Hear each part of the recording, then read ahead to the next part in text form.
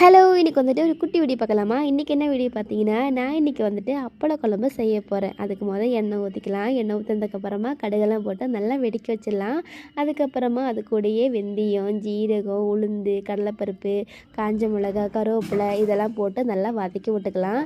இதெல்லாம் வதக்கினதுக்கப்புறமா 10, 15 பல்லு பூண்டை போட்டுக்கலாம். பூண்டு போட்டதுக்கப்புறமா 2 கைப்பிடி அளவுக்கு நிறையவே சின்ன வெங்காயம் போட்டுக்கலாம். நல்லா டேஸ்ட்டாக இருக்கும் சின்ன வெங்காயம் நிறைய போட்டிங்கன்னா. அதுக்கப்புறமா மலைச்சாரல் மாதிரி நம்ம பெருங்காயத்தூள் போட்டுக்கலாம்.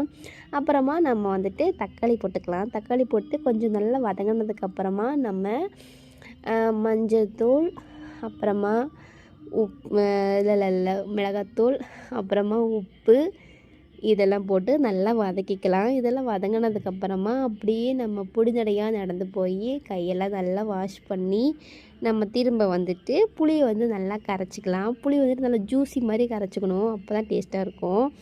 புளி தண்ணி ரெடி ஆயிடுச்சு. அவ்வளோதான், ஊற்றிடலாமா? நல்லா ஊற்றி விட்டுடணும். அந்த குப்பையெல்லாம் போட்டுறாதீங்க. அவ்வளோதான். அப்புறமா நல்லா ஒரு கொதி வரணும். நம்ம அப்பள குழம்புக்கு தேவை அப்பளத்தை பொரிச்சிடலாம். எங்கள் வீட்டில் சின்னதாக இருந்துச்சு அப்பளம். நீங்கள் நல்லா ஒரு பெரிய அப்பளமாக வாங்கிக்கோங்க. அப்பளத்தை நல்லா பொரிச்சதுக்கப்புறமா 2, 3 அப்பளம் தீஞ்சு போச்சு. இருந்தாலும் பரவாயில்ல, டேஸ்ட்டாக இருக்கும். தீஞ்ச அப்பளம் தான் டேஸ்ட்டாக இருக்கும். குழம்பு நல்லா கொதிச்சிருச்சு. இப்போ நம்ம அப்பளத்தை 2ஆக உடச்சி அந்த குழம்புல சேர்த்திக்கலாம்.